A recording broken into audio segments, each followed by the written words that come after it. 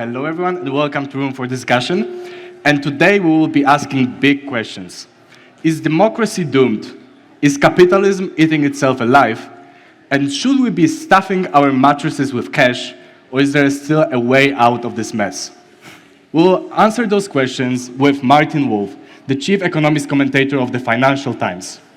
He's a person who world leaders, CEOs, and all of your macroeconomics professors all know and read religiously, sometimes for wisdom and sometimes out of sheer panic. His most recent book, The Crisis of Democratic Capitalism, discusses how the two pillars of our system are unraveling together, driven by increasing inequality and political decay. Today's global political landscape becomes more frightening by the minute. It appears we have taken democracy and, more importantly, values of peace and freedom for granted.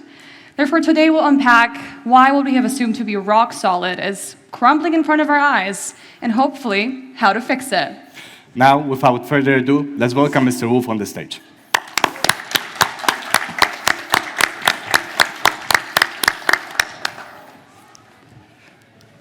Welcome to Room for Discussion. Mr. Wolf, thank you for coming for the second time. Thank you for coming for the second time. When we open your most recent book, we can read in the preface, "My opinions have altered as the world has unfolded. Those who have not changed their opinions over a lifetime do not think." What was the hardest opinion for you that you had to change during the years? Well, there are things that I changed my mind about. Yeah. That's a very interesting question. So I think probably the last 20 years has, and particularly since 2007, I've had two fairly serious shocks about the way the world is working. The first was a perception of just how fragile the financial system was. Now, I wasn't really surprised by this in a sense, because I started being aware of this very, very much in the 1990s, and particularly my writing on the Asian financial crisis, which was very, very significant. And I think the important thing, which is worth understanding, is in the financial crisis that had occurred prior to that time, the Latin American debt crisis of the 80s, the tequila crisis, as it's called, in the mid-1990s, you could always find pretty good excuses for what happened. And the extent of the Asian financial crisis, this was far and away the most successful developing region of the world. And then, of course, the collapse of the Western financial markets and their rescue in 2008, those were something completely new. And I realized that we could have crises on the scale of the Great Depression again, and that this was a structural feature, not an accident. And since the Great Depression itself was basically unique, I would go there. That was very important. And the second thing was what you just discussed in your introduction, which is, and I'd already argued that in my book on the financial crisis, The Shifts and the Shocks, that this was obviously creating huge political turmoil. And I finished writing that in 2012, I think, so 4 years after the crisis. But I didn't realize how soon and how big it would be, and how pervasive it would become. When Donald Trump, in particular, I will focus particularly on that, emerged as the candidate for the Republicans in 2016, and of course the Brexit campaign got going, it became pretty obvious to anyone that the stability of democracy, basic characteristics of liberal democracy in core Western countries, because most people would have assumed 20 years ago that if you couldn't rely on democracy in the US and UK, where could you, given what had happened in the previous century, that I couldn't assume that either. And I wrote a column which I still think is all in all the best column I've ever written, at least the most prescient, not pressed it enough, but it was in March 2016, which was before Donald Trump had even become candidate for the president. And I wrote, the headline of this column was, "Donald Trump is how great republics meet their end." And I believe that is probably pretty vindicated today. So those are the two biggest things I misunderstood. So the fragility of financial systems and the fragility of liberal democracy in core countries. And I think everything that's happened since then and is happening underlines that. Yes, so we're going to return to all of these topics throughout the interview, but first we would like to set the stage a little bit for the discussion of the crisis of democratic capitalism, also the title of your most recent book. However, to us it seems it might have as well been titled "In the Defense of Democratic Capitalism." Why would you say that despite this growing disillusionment, people should still believe it's the best system we have? Well, I suppose the short answer to that, and of course I discussed this at great length, is what is the alternative you like? There are obviously lots of fantasy alternatives, but I'm not interested in unrealizable fantasies. I'm very definitely a pragmatist. So if something has never worked, living in an utopian society of happiness in which there's no property, no government, the whole Marxist end of the world, Marx's end of the world, not Marxist, Marx's end of the world, all that doesn't interest me very much. If somebody can pull it off, great, but that's not interesting. So there seem to me two alternatives that, well, now people are introducing a third. So one alternative is to go back to absolute monarchy. The king as absolute despot, which has one advantage over the other two, which I'll come to, which is it solves the succession problem, which is a very profound problem in most dictatorships, which makes the last few years of these dictators, indeed, it makes them sort of permanently very unstable, because they're always wondering who's going to assassinate them. But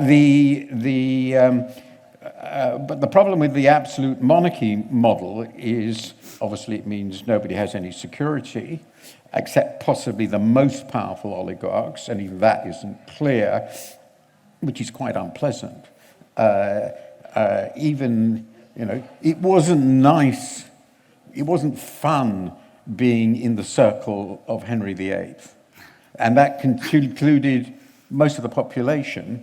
He killed a stupendous number of people in his Reformation. We didn't call it a Reformation. And Henry VIII was a pretty mild monarch, as monarchs go.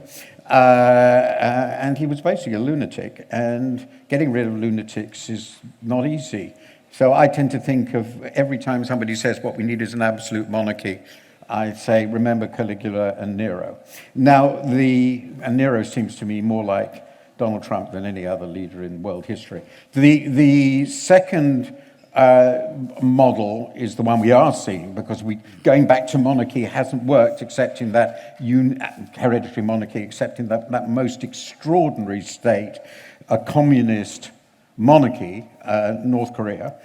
So let's leave that aside. Nobody else has done that. So the second model is the democratically elected leader who essentially replaces all the constraining institutions, subverts them, the law, the bureaucracy, particularly the bureaucracies that control power, what the Soviets would call the power ministries, and subverts elections and basically makes himself ruler for life, or at least it's almost impossible to get rid of this person, and there are such a long list of these, and this is basically pure arbitrary rule. And personally, it means it's an environment in which everybody's insecure, there is no legal framework, and the inevitable political structure becomes a crony oligarchy. And crony oligarchies really aren't very effective ways to govern countries.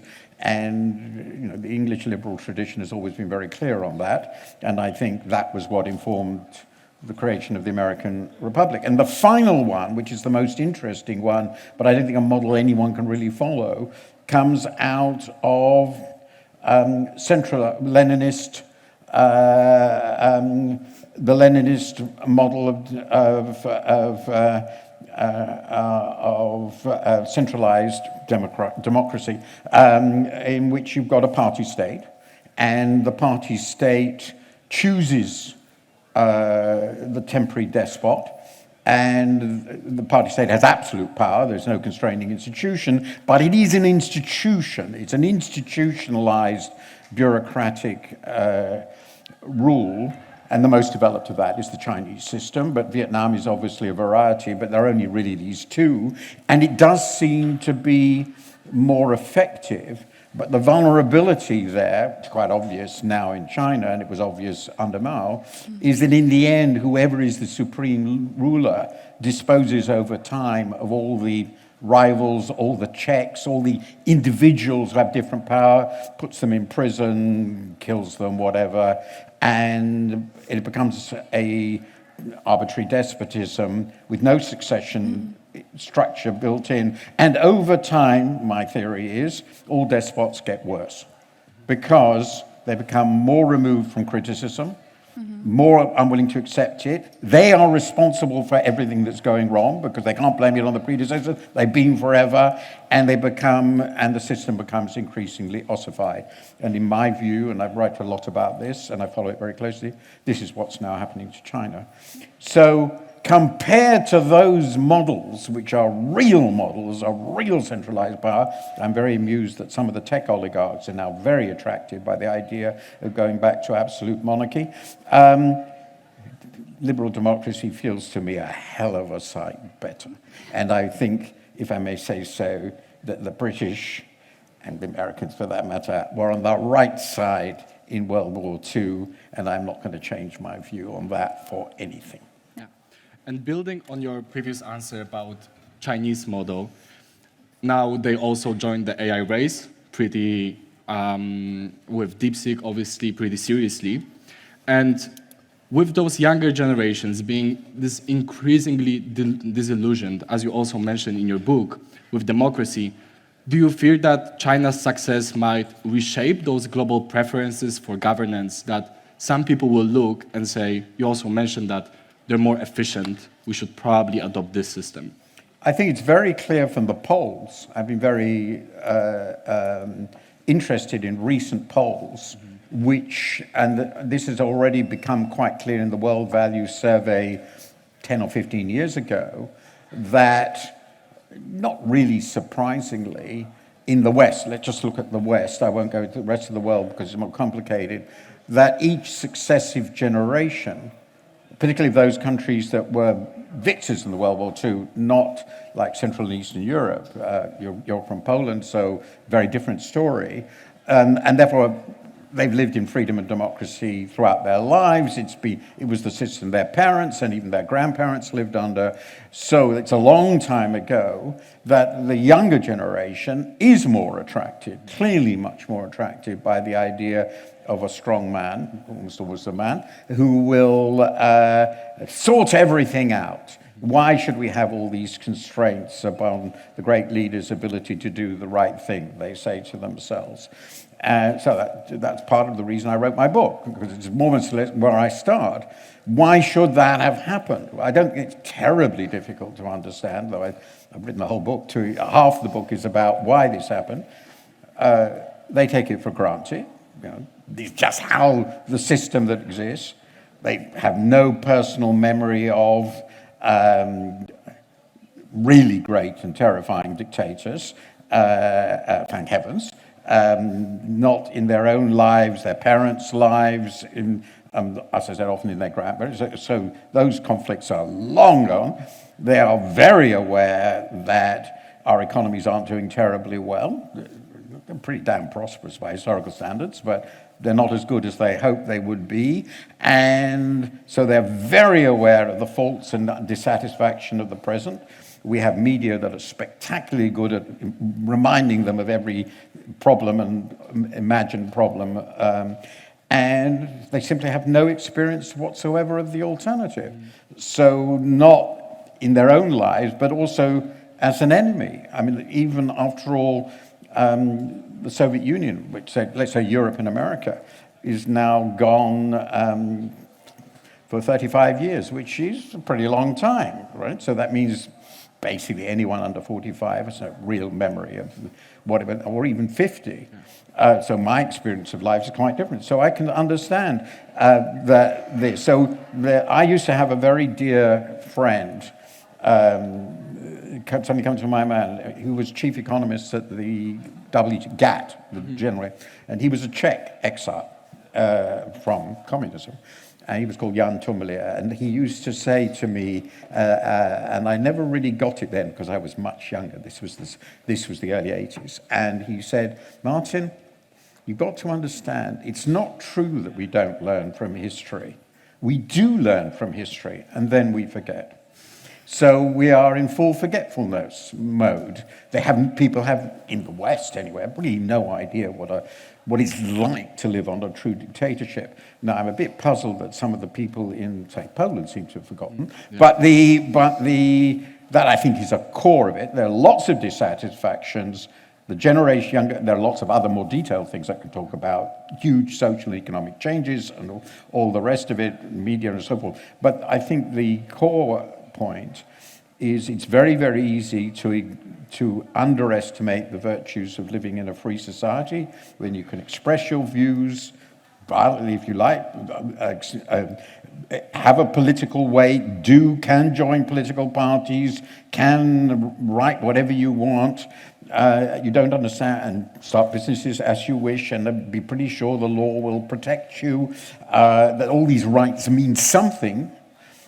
For the comparison between that and living in a society in which essentially there are only two statuses, the rulers and the serfs. And I understand that they don't understand this, but when they experience it, they will. So, on the note of the setup of systems of governance, we're curious to discuss the notion of commoning and the management of commoning and the management of public wealth, which requires a shift towards a shared governance and common guardianship over natural resources. I would argue that it would fall under universal suffrage. However, it also requires a redefinition of our economic practice away from capitalism. What do you make of such democratic solutions that are to be achieved precisely through the rejection of capitalism?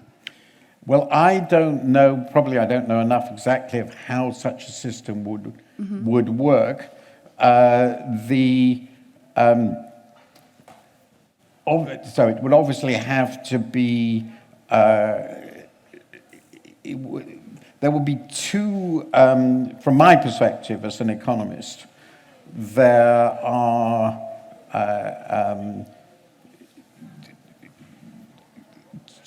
two questions which are fundamental. These really go back to the debates of the 1930s about how you run a socialist economy.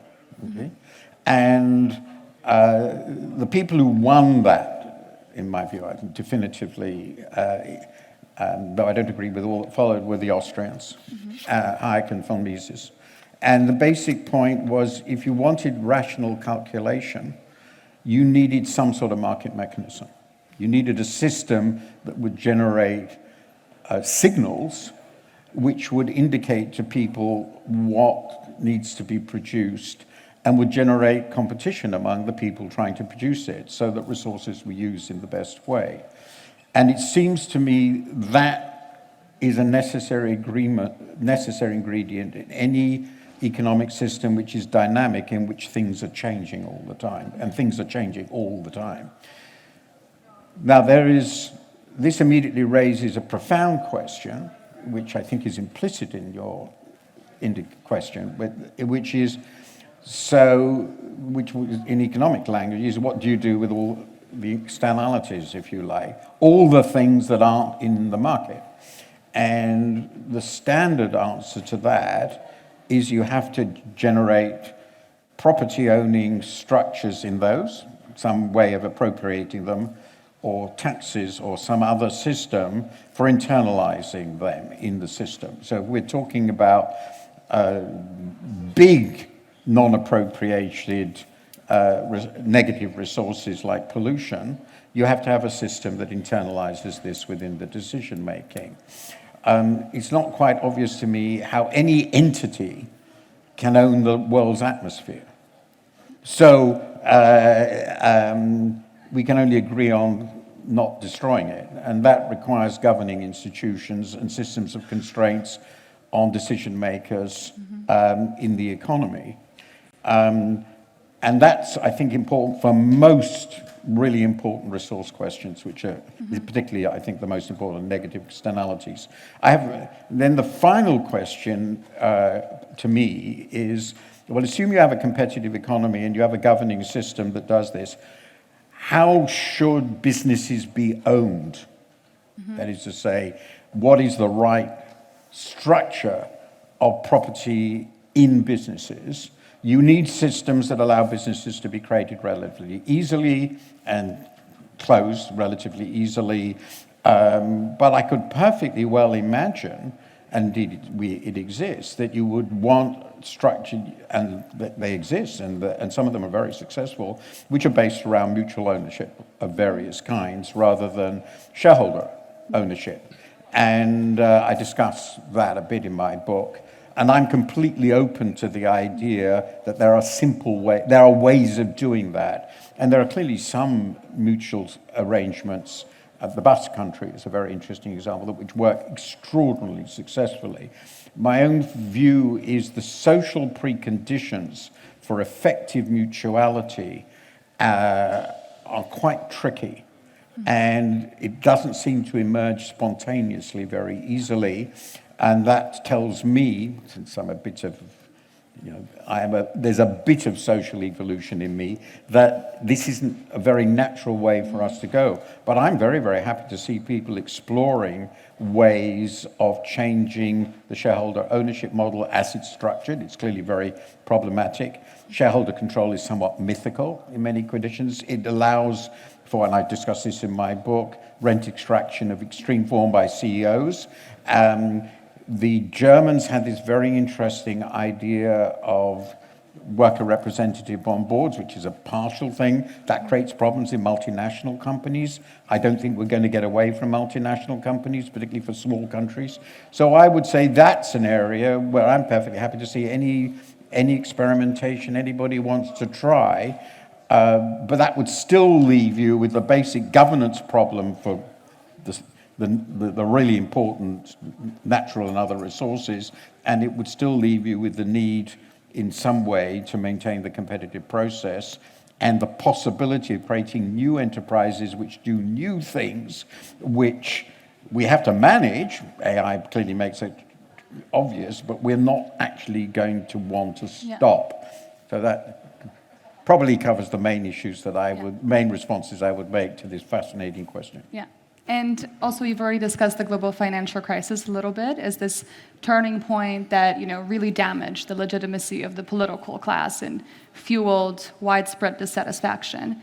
And we're wondering whether COVID had a similar or perhaps even a more disastrous effect for this perceived credibility, because some could argue that it gave rise to otherwise unprecedented levels of solidarity with countries of the European Union coming together.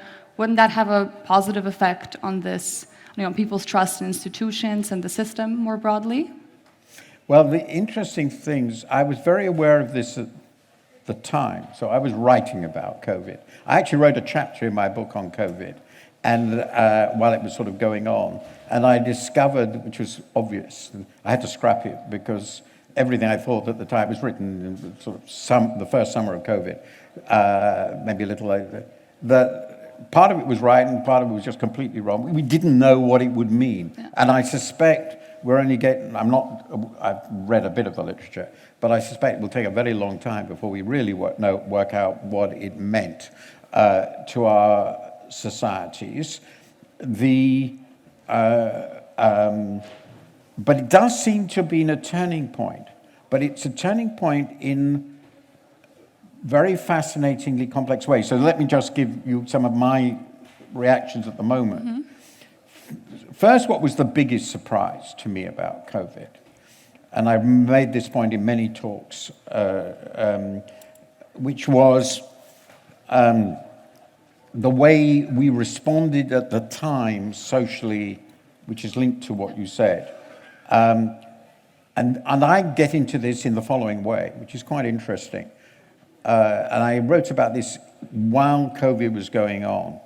I went back and I discovered, to my great pleasure, that the Congressional Budget Office and the EU Commission had both done rather interesting research on what a pandemic would do to the European and American economies. And they wrote this in the early part of this century, long before it happened, I think in the first 10 years. And they started with the Spanish flu. And they concluded from the analysis of the Spanish flu, which was the most like this of COVID, that it would cause a significant reduction in GDP, but nothing like as big as actually happened in 2020. So why did they get this wrong? And what makes this even more interesting is that actually as a contagious disease in terms of fatalities, COVID seems to be, we don't know exactly because we don't know the fatality rate of Spanish flu very accurately. Statistics were very bad. They'll soon be just that bad in America, but they were very bad. But roughly speaking, the fatality rate of COVID worldwide was about 10% of Spanish flu. But the economic effects were much bigger. Now, that was really fascinating. Well, what that told you is two things. First, the technologies available to us to adapt to a disease like this were vastly better. Basically, a lot of workers like us could go home. Yeah. And that wasn't possible in 2010. Let alone before that. So we could actually close down. And because we could close all the offices, we effectively could close down vast proportions of the service economy. And that meant that all the people who worked in the service economy were really adversely affected. So there was a dramatic class and ethnic difference in the impact. And none of that they knew because none of the technologies were available. And the second thing is we were so much richer than 100 years ago, with so much more developed financial markets, that we actually, all our governments decided to borrow their way through it. And we ran the most colossal fiscal deficits, which the CBO and the EU didn't know. And the result was we borrowed much more, we spent much more, that created inflation, we had much larger reductions in GDP, and the impact of those reductions were predominantly focused on relatively vulnerable groups. And none of this they expected. So one of the things I learned from this is we really don't know what's going to happen when shocks like this happen, because we really don't know, which is very, very useful to remember. Now, in terms of the social impact, the differential impact I've described is clearly there. And important.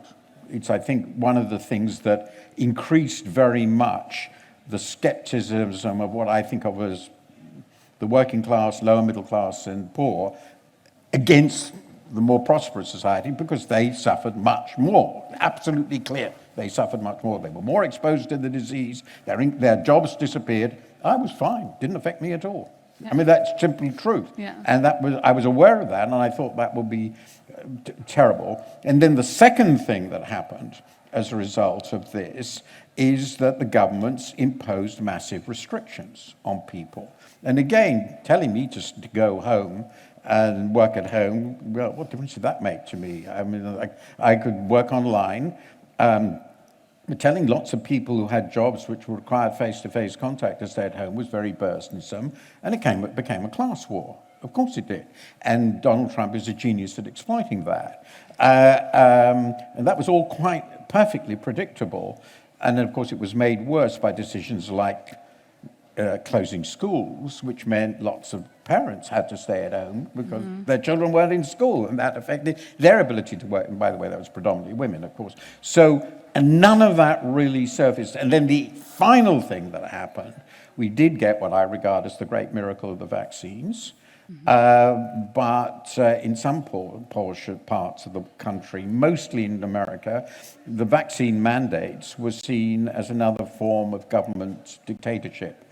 And so, in retrospect, I now would say, this is a lengthy analysis, we found a lot about how little we know about things, but we also probably inevitably, because of the nature of the disease and how we responded, created a situation in which the elite of our societies, broadly defined, were unaffected by this. It was like just having a long holiday. And a hell of a lot of people who were in different positions in the society were very badly affected, directly and indirectly.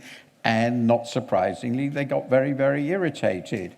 And now this all fits very well into the politics of resentment. That fits into that. And the other side of the politics of resentment, of course, is linked with the, and again, very much the focus of right-wing populism with a free market tinge. So it's very different from the right-wing populism of the 20s and 30s. But here it does align with that. And the other group you can always blame, you know, the elites, remote elites, governing elites, all the rest of it, and immigrants. Yeah. And that's a classic political structure. And the immigrant, well, the outsider thing, of course, fits perfectly with what happened in the interwar period. And you mentioned Donald Trump already twice in this interview. Difficult to get away from him right now, isn't exactly. it? I mean, I'm reading about him every day and writing about him about every week, so I can't escape him. In this column in 2016, in which you wrote that if he became a president, it would be a disaster for the global economy, for the United States. Over a month ago, we saw a second inauguration of Donald Trump, surrounded by the CEOs of the biggest global companies. When you saw that, did you think, yes, we have reached plutocracy now, this government of the wealthy, and the crisis I was talking about already then materialized? Yeah, that's what I'm inclined to think. So I think there are, I have a friend whom I greatly admire, and many of you may have heard, a professor of history at Yale called Tim Snyder, who wrote Bloodlands and other things, and he's one of the great experts on, unfortunately, European dictatorships. And Bloodlands is a horrifying book which must mean something to you, since Poland was part of this story, to put it mildly. And Tim refers to the current administration as the Mump administration, so that's Musk and Trump. Mm-hmm. And I think the symbiosis of these two people, how long this will last, I have no idea, but the symbiosis of these two people and what they're doing is, I think, more or less, I can't think of a precedent quite like that. It's what the great Roman oligarch, corrupt billionaire Crassus wanted to create, but he failed. And in the end, it was the generals who won, not the billionaires. And generals are difficult to defeat. So the Roman history is always different. But the Caesars were generals, of course, the Caesar and Octavian. So in this case, we've got an administration in which Trump is the articulator of resentment, anger, racial hostility, all these things, which I've discussed great length in the book, and he's a genius at it. He's an absolutely brilliant demagogue, no question about it, in the US context. But as was very clear in the last administration, he has no idea how to do things. And he never has. He's a particularly ineffective actual entrepreneur in the serial bankrupt, and a great television, but he plays the television role very well. So that gets him power. Musk is beyond doubt a quite extraordinary entrepreneur who knows how to make things happen. And if you look at some of the things he's done, it is quite extraordinary, terrifying and extraordinary.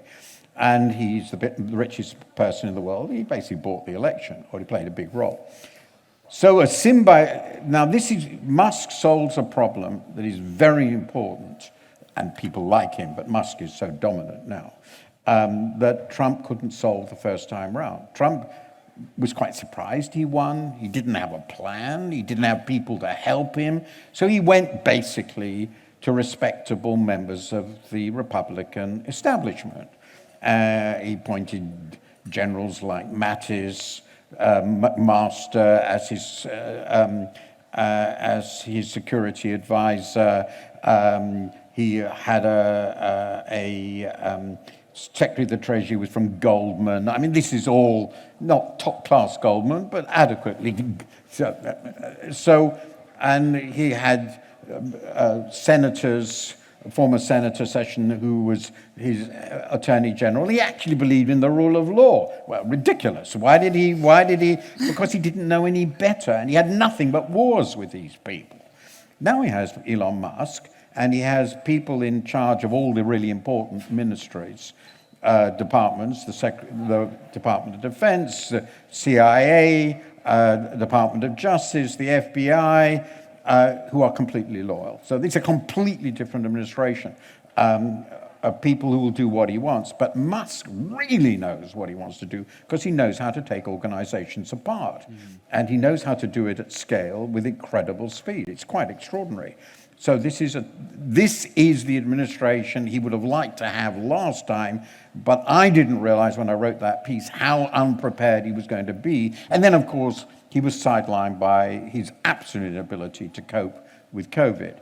He won't have this problem this time, I think, because he is surrounded by people who will know how to deal with these problems. Now, he will remain willful and erratic. He will propose 25% tariffs one day and get rid of them the following day and reintroduce them 2 weeks later, and it's all going to be very exciting because he loves the entertainment and excitement and keeping everybody guessing. But underneath it, there were going to be revolutions going on, mostly destructive.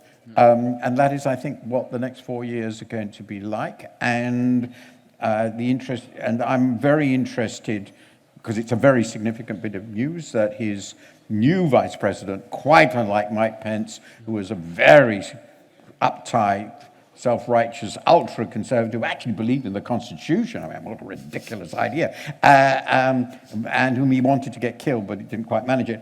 But J.D. Vance has already said on his way out to Europe that why should we obey the courts? What are they for?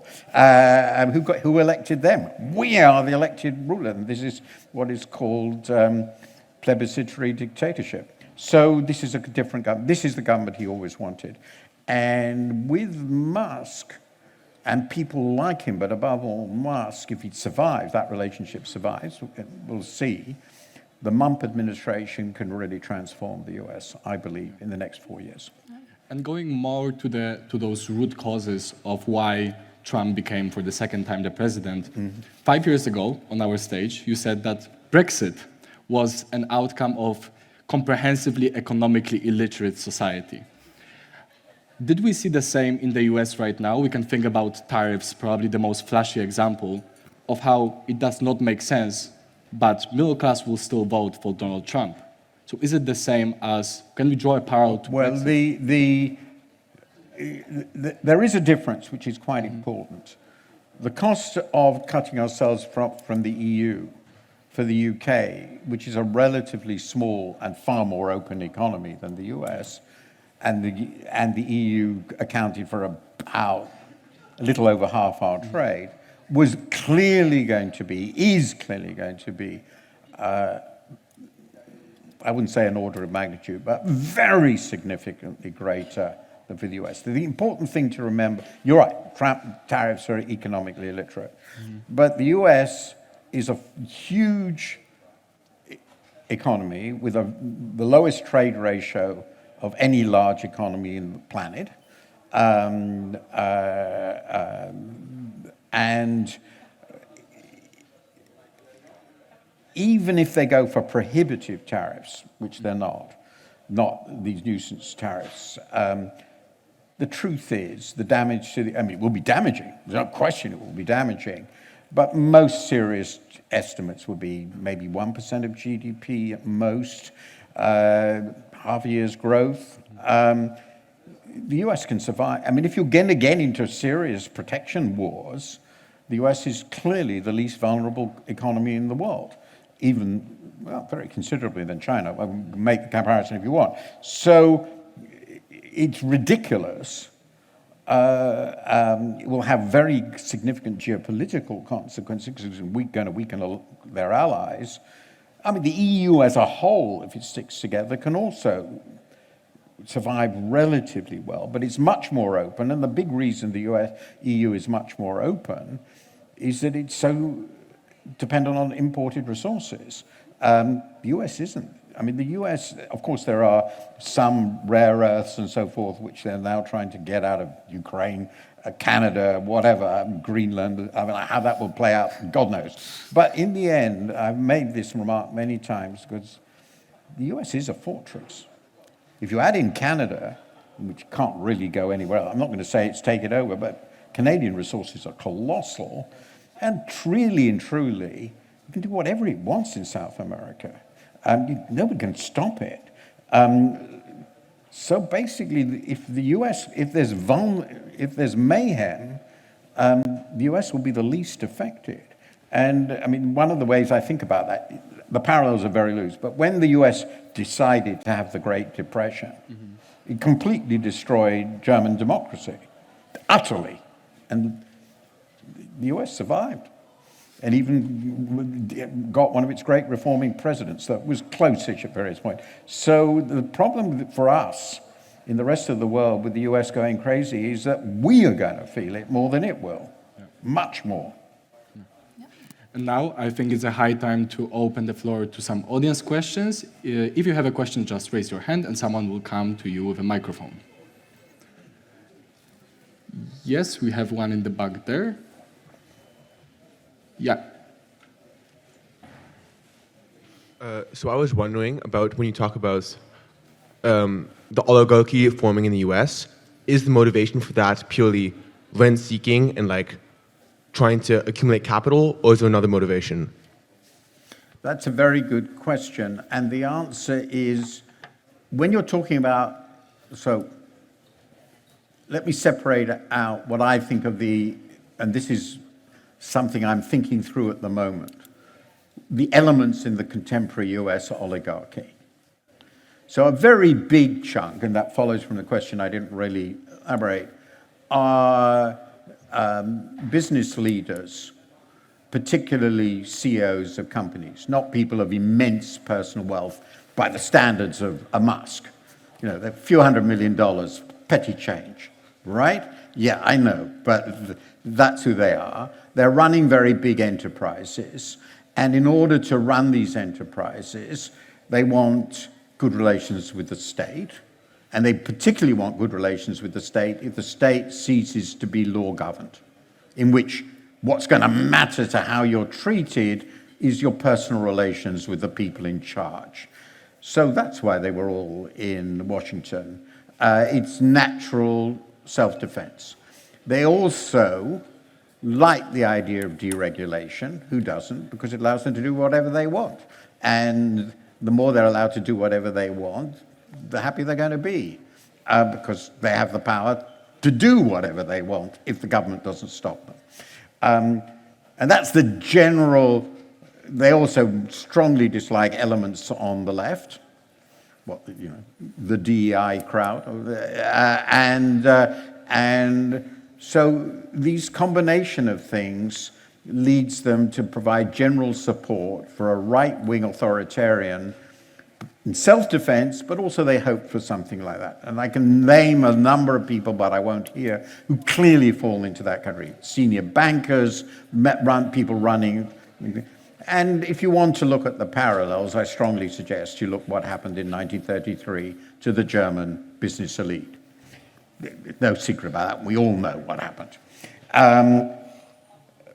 There are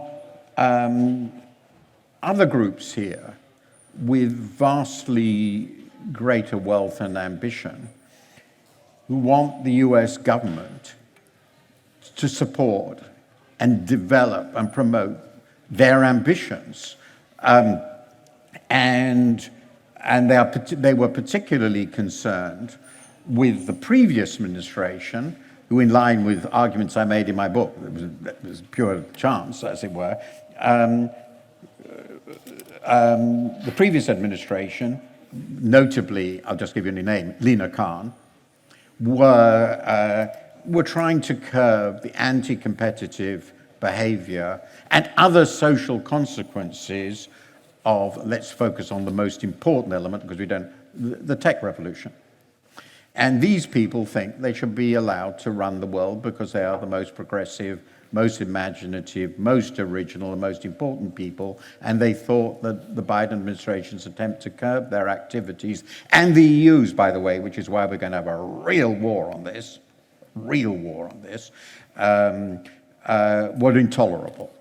So their attitude here was more proactive. They saw Trump as a possible vehicle for the extermination of all regulatory and legal attempts to curb their activities. And the tech sector bosses, you know who they are, so I don't, it obviously starts with Musk, shifted their loyalty from the Democrats because they were insurgents 10, 15, 20 years ago, so they identified with the Democrats, to the Republicans, was precisely to the, so they, if you like, well, proactive oligarchs, seen, not defensive, as the others were predominantly, but proactive, trying to use this administration to break open and destroy every constraint upon their activities and to use state resources for their benefits. And that revolution is now, wasn't there last time, it's clearly there now, and they're ecstatic because they have achieved that symbiosis. And so this is an aggressive, forward-looking, very imaginative, immeasurably wealthy and powerful element of the oligarchy. I discuss this in my book, but it's gone much further. And that, I would say, is the second element. So there's some things all these oligarchs share. We want lower taxes, less regulation, but some of them in the mass are essentially seeing this as defensive. We'll do fine. Above all, we mustn't get on the wrong side of this new regime because they can really damage us, and by God they can if they use the tax authorities, the Justice Department against them. But I think there is this more aggressive element, more imaginative, forward-looking element now in the oligarchy, the tech industry above all, and everything goes, the desire to take over the financial sector through crypto and all the rest of it. That is a crucial new element. And what matters here, and this is why I would just want to underline it, because they now control the US administration, they will use that control to batter everyone in the world who wants to curb their ambitions. And the most important players in the world who want to curb their ambitions are the EU and the Chinese government. Thank you. Yeah, we have one more audience question in the, oh, maybe they're in the back. Yeah, gentlemen. I'm very bad at answering these complicated questions quickly.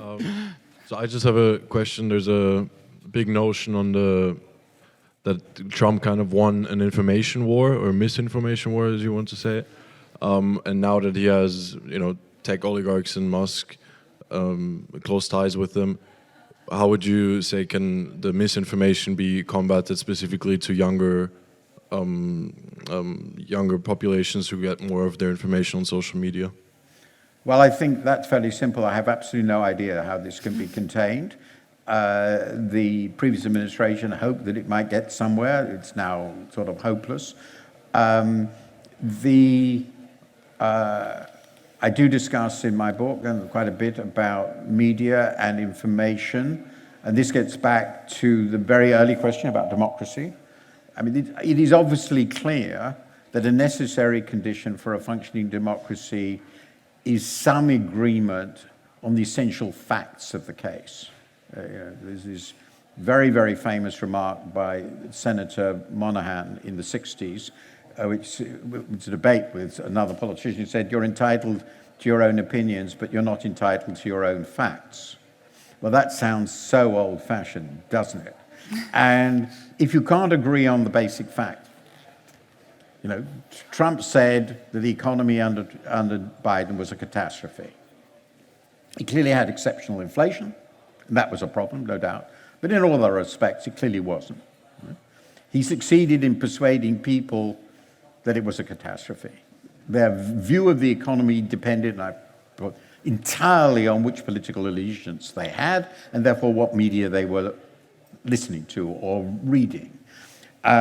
So, in fact, the truth is that in American politics, and to some extent elsewhere, people do have different facts. I don't know how you run a democracy when actually the state of affairs you can't even begin to agree on. I have no idea what the solution to that is, because the monopolies of information in public service broadcasting has all disappeared. If you're going to be really depressed, and right now I am, you would say that we no longer have a media and political environment within which democracy is workable. Because we just don't have any way of communicating with one another about reality. And then you get people like RFK Jr. as your health secretary, which is going to be exciting. And I think all the statistics will disappear.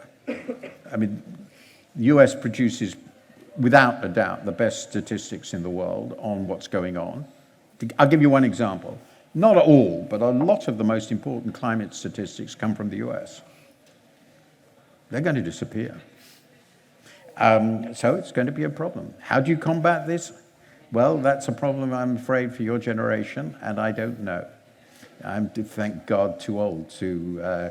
but I worry about it. I have grandchildren about your age. I don't know how you combat this. I was more complacent about this in my book than I should have been. I hadn't realized how destructive this could turn out to be, because more or less everything Trump said about where things were false. And even where he was right on inflation, he had no idea what was going on. So I don't know how this works. Yeah. Thank you for those audience questions. Now we have discussed briefly, of course, because your book is not a beach read, let's say, the current crisis... Could have been much longer. Yeah. The current crisis of democratic capitalism. And obviously the question is, how do we move forward and what do we do? And you identify a list of structural reforms, to just name a few: macroeconomic stability, innovation, investment, sustainability, security, good jobs for those who need them, to just name a few. And those are all big goals, each on their own. So if Martin Wolf had a magic wand and could change or implement one reform right now, what would be the first step? Well, this is going to probably be the most unpopular thing I will say. I think this is a crisis situation. It may be too late. Mm-hmm. But one of the reasons that support for traditional democratic politicians has collapsed is, and I think this is completely understandable, this will put me in a minority here, I suspect, is the view of a very significant proportion and a politically decisive proportion, I think, of our populations, that we no longer have any control over our borders. Mm-hmm. And I've argued now for quite a long time, I'm in a minority at the FT, that was a serious mistake. This is not an argument for eliminating immigration at all, but it is an argument for the perception by ordinary people that the national borders, which are so important to them because it goes with their identity as citizens, are controlled. Mm-hmm. So the result of that has been that every significant right-of-center demagogue has really played heavily on the immigration crisis. You can see it all over Central and Eastern Europe, but you can see it in Germany now, you can see it in France. That was a big part of Brexit, and it's a big part of Trump. I mean, the single biggest mistake Biden made in the first 2 years was abandon all control over the southern border. So if I were asked, what is the single thing that might make a difference for center-left politicians in that they could possibly do quickly, is to make it clear that they are controlling the borders. And that's going to be very difficult, particularly in Europe. But I think if they don't make it clear that they are controlling the borders, they will lose basically all but the liberal elite. And the liberal elite is not a majority in any of our societies, and we better remember that. And in any case, my view is, in the end, democracy is part of a nation state. It's an attribute of a nation state. It's not global. Maybe it should be, maybe it will be, but it isn't now. And a nation state is defined by who is a legitimate citizen, who is entitled to be there, who is entitled to come there, who is entitled to aspire to become a citizen, and so forth. And those are very fundamental processes for people, and they affect their identities very powerfully.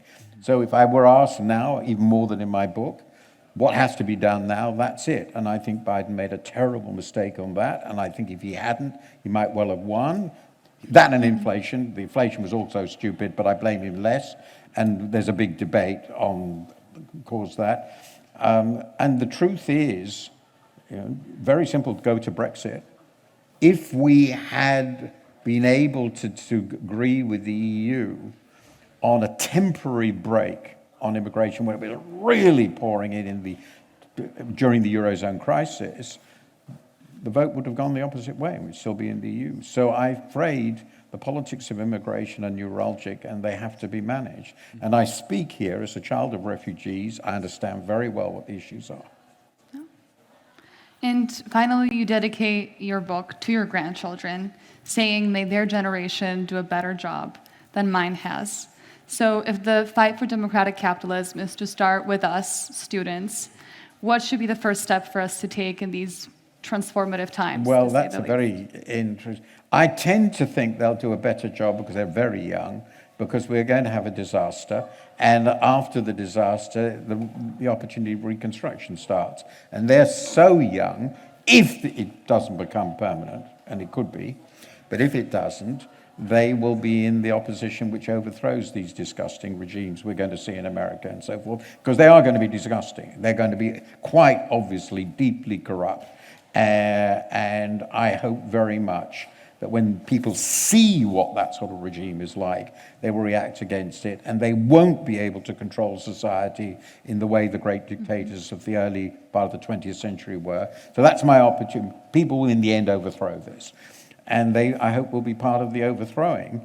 And the big lesson to me is, that you should never, ever, and I think that was one of our big failures, ever forget that you can only sustain democracy, and this is where I end my book, with a very deep sense of what it means to be a citizen and the responsibilities of citizens to one another, and particularly the responsibilities of more successful citizens to the rest.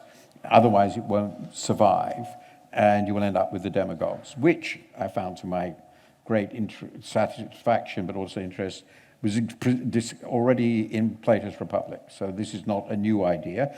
And can that be sustained? No doubt we will learn from this. My grandchildren who are young enough, I'm talking about 5-year-olds and 3-year-olds, so my oldest is 17, so he's a pretty mature person. But they will learn from these catastrophic mistakes. They will get rid of the disgusting populist regimes, racist populist regimes we're going to have, and corrupt ones, because they will find them intolerable.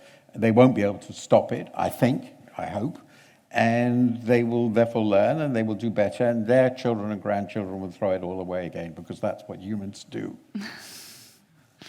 Yeah. In other words, the key point, every generation has its own struggles. The great struggle in our generation was probably the Cold War. Which was a pretty big thing. I was a very mature adult when it ended. And, when I got involved in development economics, that was part of what interested me. I wanted to show that the Western world could do better than the communists. And so each generation has its own struggles. The truth is, however, that your generation has been bequeathed in the West, particularly in Europe, particularly significant challenge, which is to preserve the democratic liberal society that emerged from the catastrophe of the first half of the 20th century and make sure it survives into this century despite what is going on now in our most important ally. And it's going to be quite a challenge. Yeah. Well, thank you so much, Mr. Wolf, for this conversation and for being our guest again. And let's have a big round of applause. Thank you very much.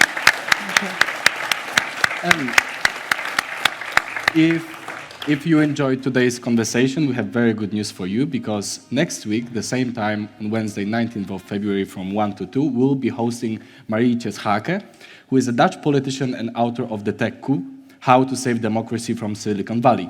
So we'll be extending our discussion about democratic He's a very values. splendid person. Yeah.